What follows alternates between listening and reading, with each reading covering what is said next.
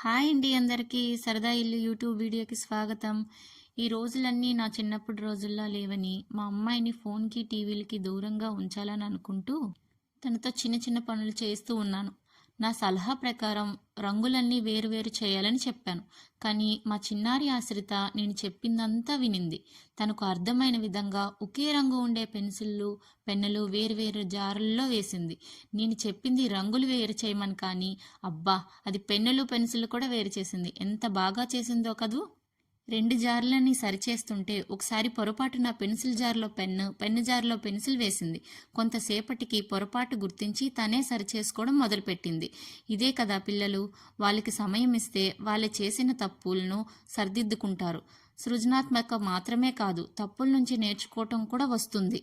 పిల్లలు చిన్నప్పటి నుంచే తమ తప్పును సరిచేసుకునే అలవాటు పెంచుకుంటారు. ఈ అలవాటు వారి జీవితంలో పెద్దగా ఉపయోగపడుతుంది.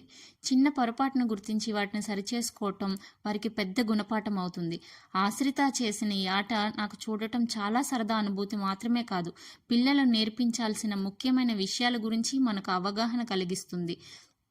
పిల్లలు చిన్న వయసులోనే తప్పుల నుంచి నేర్చుకోవటం, వాటిని సరిచేయటం అనేది భవిష్యత్తులో వారికి చాలా పెద్ద సహాయంగా ఉపయోగపడుతుంది. ఆరోగ్యకర ఆలోచనలే సరదా ఇల్లు. లైక్ చేయాలి, షేర్ చేయాలి, సబ్స్క్రైబ్ చేయాలి.